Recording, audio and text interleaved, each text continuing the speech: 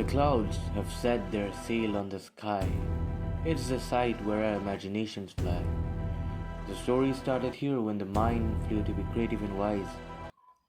A few modern humans changed the views of the globe and developed a rise. Indians they were who established the identity. Travail it is, where the name defines serenity.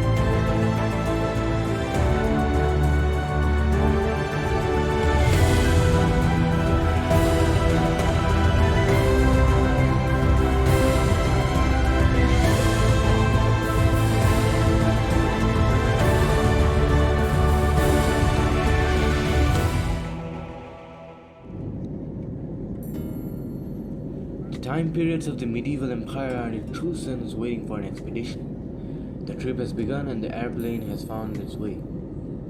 We are above the clouds now and our destination for today is the central center of the philosophy of our possessing stories of the past. The stories are reviving on the cloak and so in my mind. We are on board the lean, clean flying machine and Delhi is yet very far away. Addressing the feeling, I will repeat the catchphrase of Nizamuddin's famous Farsi phrase written to Sultan Ghiyasuddin Tughlaq. Hanooz Dilli Dur Ast. While I frame this camera, I have a story for you and enjoy the graphics. In the last videos, you have seen me roaming in Rome, paddling in Paris, and so on, and even read my travelogues. I have explored the beauty of countless countries, but my desire was still disheartened. My father is a well-established historian and a patriot, and his dream is to see his son be the same. A sticking thought was born in my mind that if a nation walks into a wrong position, its citizens have to blame fate and do nothing. One day I asked my father, "Why do you love the nation more than yourself? How can patriotism rising in few people improvise the present days? Will it help the change of the nation that we are dreaming of, the way it is now? A place where the news headlines start with corruption, crime, and hatred? What is the devotion that you never tend to lose even after witnessing this?" My father laughed and said, "My dear son, in our culture we say that when a thought develops, a society develops. And when a society develops, a nation develops. What you feel isn't wrong, but it isn't true as well. Your grandfather was a martyr in the independence movement of the early 20th century. He was always proud to say that he was an Indian citizen. He used to encourage the people who left the hope of freedom. And in his speeches, he did not talk about the cruel steps taken by the British or what they had all faced. What he delivered was about how to develop. I asked him one day, just like you, that many freedom fighters sacrificed their lives, but still no change. What did we get fighting for our nation, fighting against the British to be independent? He then replied to me that all this time, throughout this process, he achieved pride. I never understood his answer, but years passed and in 1947 India was a nation of its own belonging. But in the previous few years, he was martyred. In his last freedom struggle, he told me to enjoy the first sunrise of independence with pride and joy.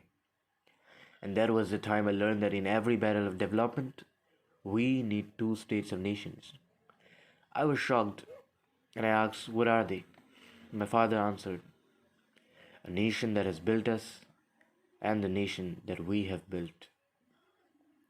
I asked my father once again, "Is this the devotion?" My father smiled and took a piece of paper listing 5 locations. I had to find my devotion visiting 5 historical places after my father sacrificed his life for the nation. And when I found it, I felt I discovered a gem within my heart. I have listed those 5 places for you, my son, and I provide you a week and return back to me with the answers to your questions. And hence, I started my expedition towards the first place according to the timeline of Indian history, Qutub Minar. And the trip begins from where we left, clouds. We have reached the Qutub Minar complex, which initiates from the Quwatul Islam Masjid and Iron Pillar till the Chaumukha Gate. So here we begin. And here comes the view of the majestic minar that took 28 years to its completion. It has been stated that the first story was constructed under Qutbuddin Aibak, though the remainder of the stories were constructed by his successors. And just like my father predicted, I have questions and I want to search for the answers.